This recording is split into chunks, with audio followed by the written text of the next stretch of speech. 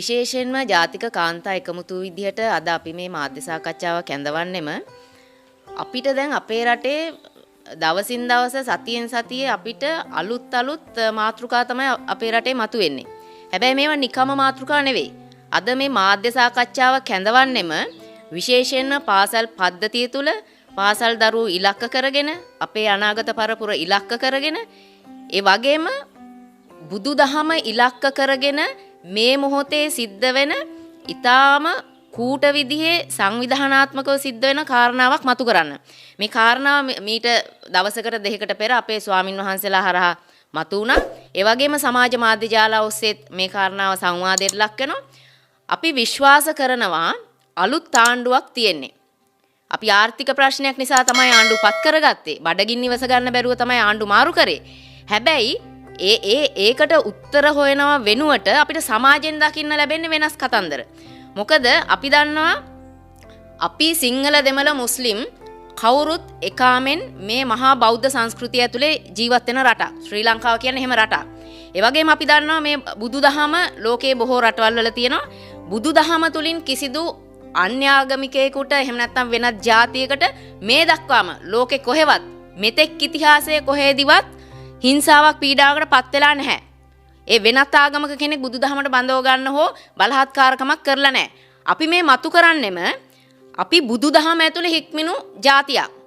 අපි මේ බුදුදහම අපේ ආගම විදිහට අපි අවිහිංසාව කියන්නේ නිවට කමකුත් නෙවෙයි. නිසා බුදුරජාණන් වහන්සේගේ ධර්මය කියන්නේ ඊටම ඍජු ධර්මයක්.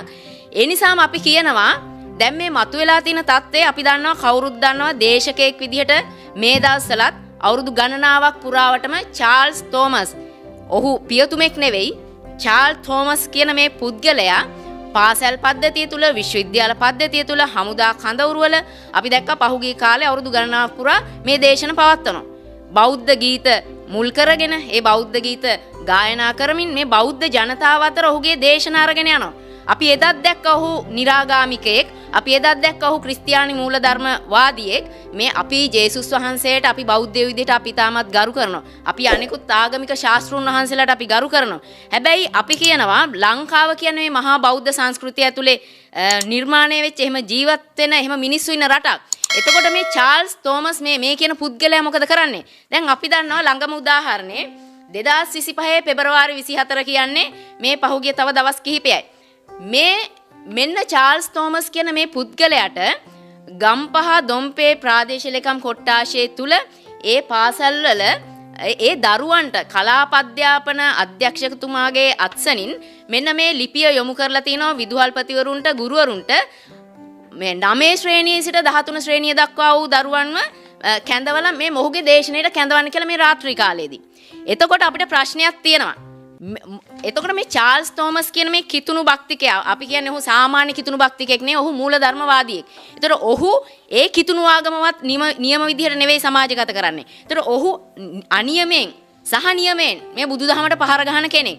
ඔහුගේ වීඩියෝ ගත්තොත් පහුගිය කාලේ පුරාවටම අපිට ඒක ඔප්පු කරගන්න පුළුවන්. එතකොට එවැනි පුද්ගලයෙක් ඇයි මේගොල්ලෝ අවතාර විදිහට පහුගිය අවුරුදු 5 පුරාම ක්‍රියාත්මක වුණා.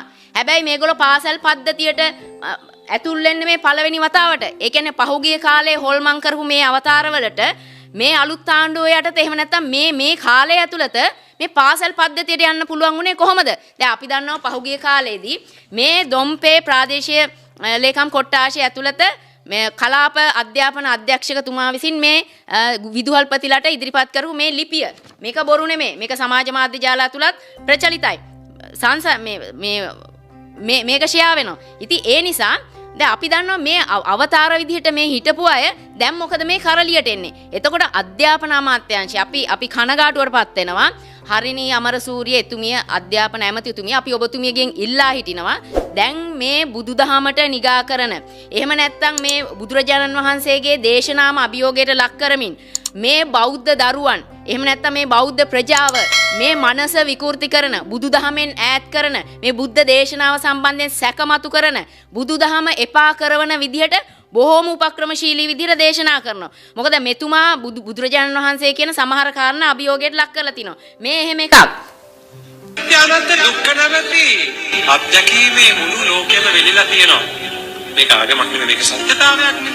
මිනිස්සු දුකෙන් වැළලා ඉන්නේ. මේ හැමදාම බොරුවක් කියලා අපි දන්නවා. මේකට ආගමක් අවශ්‍ය නැහැ මේ සත්‍ය තේරුම් ගන්න. මේ කියන්නේ අනිත්‍ය දුක්ඛ අනාත්ම කියන ත්‍රිලක්ෂණය මේක කොහොමත් අමුතුවෙන් කියන්න දෙයක් නැහැ. ඒකයි මේ කියන්නේ බුදුරජාණන් වහන්සේ අමුතුවෙන් හොයාගත්තු එකක් නෙවෙයි කියලා.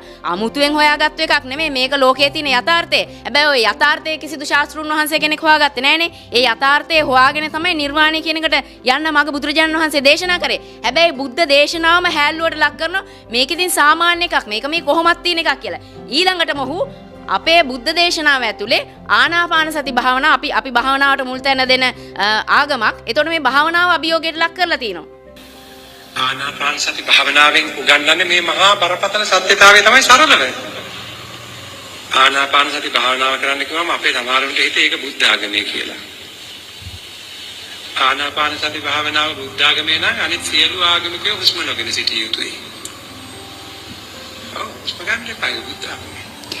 එතකොට මේ කියන්නේ දැන් ආනාපාන සතිය භාවනාව මේ බුද්ධ ආගමේ කියලා නෙවෙයි මේ කියන්නේ. ඒතකොට ආනාපාන සති භාවනාව හෝ වෙනත් භාවනා ක්‍රම වෙනත් ආගම් තුල එහෙම කියලා දුන්නාද? ආනාපාන සති භාවනාව කියන එක වෙනත් ආගම් තුල මතුණාද? අපි මේ කියන්නේ මේ කෑල්ලෙන් කෑල්ල අරගෙන එහෙම නැත්නම් බුදුරජාණන් වහන්සේගේම දේශනා උද්ෘත විදිහට අරගෙන එහෙම නැත්නම් ඒ දේශනාවල කොටස් අරගෙන මේ පෙන්නනවා බුදුදහමට ගොඩක් ලැබි කෙනෙක් බුදුදහමට ආදරේ මේ බුදුදහම තමයි ප්‍රචලිත කරන්නේ බුදුරජාණන් වහන්සේ තමයි ශ්‍රේෂ්ඨ කියමින් උන්වහන්සේගේම දේශනාවලට අනියමින් පහර දෙනවා. එතකොට ආනාපාන සති භාවනාව කියන එක බුදුදහමේ තිබ්බ එකක් නෙවෙයිලු. එතකොට මොහු බුදුදහම පිළිබඳ දන්නවද? බුදුදහමේ පදනම ගැන මොහු දන්නවද? එතකොට මේ වගේ කෙනෙක් අපි අහන්නේ අධ්‍යාපන අමාත්‍යාංශයෙන් හරිනි අමරසූරිය අධ්‍යාපන ඇමතිතුමියගෙන් අපි ඔබතුමියගෙන් ඊටාම කරුණාවෙන් අහන්නේ මෙවැනි निराගාමික මෙවැනි මූලධර්මවාදී පුද්ගලෙක් ඇයි පාසල් පද්ධතියට ඇතුල් වෙන්න දුන්නේ? එතකොට කලාප අධ්‍යාපන අධ්‍යක්ෂ කළා මෙවැනි පුද්ගලයෝ නම් කරලා දේශනා කරන්න එහෙම නැත්නම් දේශන පවත්වන්න පාසල් දරුවෝ ඉලක්ක කරගෙන මේ මොළ හොදන වැඩේට කවුද චාල්ස් තෝමස් නම් කරේ? එතකොට අධ්‍යාපන ඇමතිතුමිය ඔබතුමියගේ අවධානය යොමු කරන්න ඔබතුමිය දැනුවත්ව වෙන්න පුළුවන් නොදැනුවත්ව වෙන්න පුළුවන්. නමුත් මෙහෙම පිළිල මෙහෙම අවතාර අපේ පාසල් පද්ධතියට ගිහිල්ලා අපේ දරුවන්ගේ මනස විකෘති කරනවා. මේ රටේ අදටත් 70%කට වැඩි ඉන්නේ බුදුදහම අදහන මිනිස්සු. එහෙම ප්‍රජාවක්. ඒතර අපේ දරුවෝ අපි කැමති බුදුදහම ඇතුලේ ඒ හික්මීම ඇතුලේ ඒ බෞද්ධ දර්ශනය ඇතුලේ ඉස්සරහට යනවට ඒකට කවුරුත් බලපෑම් කරන්න අවශ්‍ය නැහැ. ලෝකේ අනිත් රටවල් වල හිතන්න ඉස්ලාම් ආගම තියෙන රටක එහෙම නැත්නම් කිතුණු ආගම තියෙන රටක හිතන්නකෝ මේ සම අයිතීන් හරි මොනෝ හරි එහෙම හම්බෙනවද කියලා. එහෙම ඒවා අඩු වැඩි වශයෙන් තමයි තියෙන්නේ. හැබැයි මේ ශ්‍රී ලංකාව ඇතුලේ අපි කිතුණු ආගමිකයෝ ඉස්ලාම් ආගමිකයෝ බුදුදහම අදහන අපි කවුරුත් සමගින් ඉන්නේ. අපි එකිනෙකා උස් පහත් කරලා නැහැ. ඒතකොට මේ චාල්ස් තෝමස්ලා උත්සාහ කරන්නේ මොකටද? ඒතකොට මේගොල්ලෝ අරගල කාලේ ගෙවල් ගිනි තියපියව් ගහපියව් කොටපියව් කියලා කෑ ගහපු කට්ටිය ගෝල් ෆේස් වල. ඒතර මේගොල්ලන්ගේ කොහෙද ඔයි කියන මෛත්‍රිය? ඒතර මේගොල්ලෝ දැන් කියනවා අපි ගමින් ගමට පාසලෙන් පාසලට විශ්වවිද්‍යාලෙන් විශ්වවිද්‍යාලයට කැම්ප් එකෙන් කැම්ප් එකට හමුදා කඳවුරෙන් කඳවුරට අපි ගිහිල්ලා මේ දේශන කරනවා කියලා. හැබැයි මෙහෙම කියන ගමන් එතුමා අපි මේ කිතුණු ආගමත් එක්ක අපේ මුකුත් තරහක් හෝ එහෙම එකක් නැහැ. ජේසුස් වහන්සේට අපි ඊටාම ගරු කරනවා. එතුමා මේ සමාජ අසාධාරණ වෙනුවෙන් පෙනී හිටපු මේ ජනතාව වෙනුවෙන් පෙනී හිටපු ශාස්ත්‍රුන් වහන්සේ නම. එතුමටත් නිග්‍රහ කරන මෙවැනි අය. එතකොට දැන් මෙහෙම කියන ගමන් මේ බුදුරජාණන් වහන්සේගේ දේශනා අරගෙන උපුටා ගන්න ගමන් අනිත් පැත්තෙන් මේ කිතුණු ආගමේ මෙන්න මේ විදිහට මේ කිතුණු ආගම මේ කියන මූලධර්මවාදියෙක් විදිහට ඒ ආගම ඉහළට දාන්නවා. ඒක ඉහළට දැම්මට කමන්නේ නැහැ. එල්ලුම් ගහක මැරිලා වේශ්‍යාවකට දර්ශනය වෙච්ච ආගමක් අද ලෝකෙ වැඩිම පිරිසක් අදහනවා නම් මේ පොළොව වෙනස් කරන්න අපිට බැරිද? ජේසු ගන්නපු ධර්මය, ජේසු ගන්නපු ක්‍රමය, ජේසු ගන්නපු වචනේ ඇතුලේ සම්පූර්ණම අපිව යොමු කරන්නේ මේ මොහොත ස්වාමින් වහන්සේ අපි සමග ඉන්නවා කියන මහා සුභාරංචියට. එතකොට කිතුණු ආගම ඇතුළෙත් මේ සමාජයේ යහපැවැත්ම වෙනුවෙන් මේ තියෙන ආගමක්. අපි කියන්නේ තියෙන සාමාන්‍ය කිතුණු ආගම නෙවෙයි.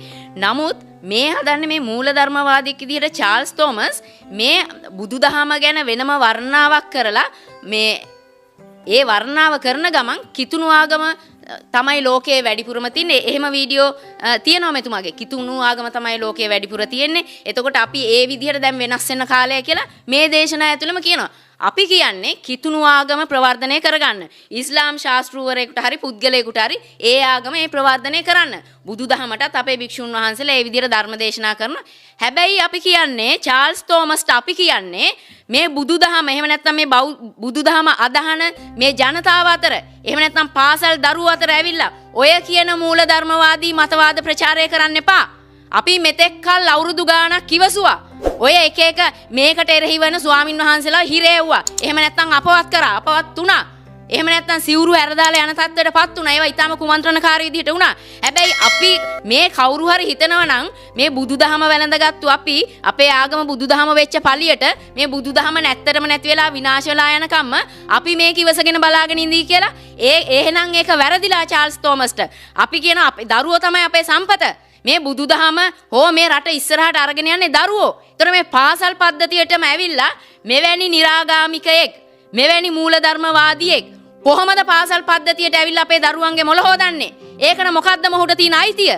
කවුද ඒකට අයිතිය දුන්නේ? අපි අනුර දිසානායක ජනාධිපතිවරයාගෙන් ඉල්ලනවා ඔබතුමා මේ කියන ක්‍රියාදාමයේ වහාම ඔබතුමා මැදිහත් වෙලා නවත්තන්න. අධ්‍යාපන ඇමතිතුමියට අපි ඉතාමත්ම කරුණාවෙන් කියනවා. අපි ඉතාමත්ම මොකද ඔබතුමිය තමයි අධ්‍යාපනයේ මේ දරුව සම්බන්ධයෙන් වග කියන්න ඕනේ. ඒතර ඔබතුමිය තමයි මඟ පෙන්වන්න. ඔබතුමිය මීට මැදිහත් වෙන්න මෙවැනි පුද්ගලයෝ පාසල් පද්ධතියට යොමු කරන්නපා. චාල්ස් තෝමස්ට අපි කියනවා ජාතික කාන්තා එකමුතුව විදිහට. මෙතනින් පස්සේ අපිට ආරංචි විදිහට දොම්පේ ප්‍රාදේශීය ලේකම් කොට්ටාශය තුල මේ වැඩසටහන කරා කියලා තමයි අපි දැනුවත්. හැබැයි කරා නම් ඒක පළමු සහ අවසාන එක කියලා හොඳට මතක තියාගන්න. අපි මෙතනින් එහාට අපි කාන්තා සංවිධානයක් විදිහට අපි මව්වරු විදිහට අපි දෙමව්පියෝ විදිහට තවදුරටත් ඉවසන්නේ නැහැ. මොකද අපේ ආගම කියන්නේ බුදුදහම කියන්නේ හැම කෙනෙක්ගේම තමන්ගේ ආගම කියන්නේ තමන්ගේ ලේත් එක්ක බැඳිලා තියෙන්නේ. ඒක මේ අධ්‍යාත්මයත් එක්ක බැඳිලා තියෙන්නේ. චාල්ස් තෝමස් හෝ ඒ පන්නේ කවුරු හරි හිතන් ඉන්නව නම් මේ රටත් එක්ක ඉස්සරහට සෙල්ලම් කරන්න.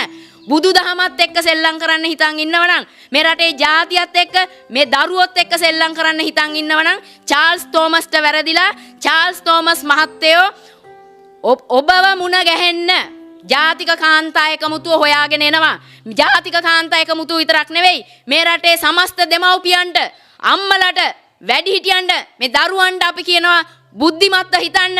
මෙවැනි මූලධර්මවාදීන්ට ඉඩ දෙන්න එපා. මේ රටේ ඉඩ දෙන්න එපා හැම දේවල් වලට. ඒකට අපි එකාවන්ව නැගිටින්න ඕනේ. එකාවන්ව විරෝධය පළ කරන්න ඕනේ. බුදුදහමට විතරක් නෙමෙයි අනෙකුත් ආගම් වලට මෙවැනි දේ සිද්ධ වෙනවා නම් ඒවා මේ රටින් අතුගාලා දාන්න ඕනේ. ඒ නිසා චාල්ස් තෝමස් මහත්තයෝ ඉන්න තැනක පරිස්සමට ඉන්න.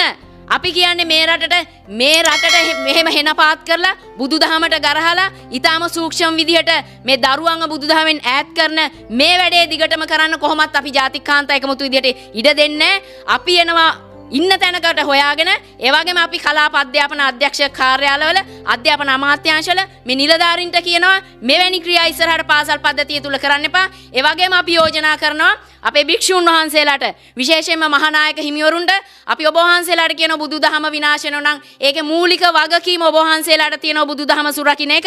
ඒ වෙනුවෙන් මැදිහත් වෙන්න. නිහඬව බලන් ඉන්න එපා. ඔබ වහන්සේලා මැදිහත් වෙන්න.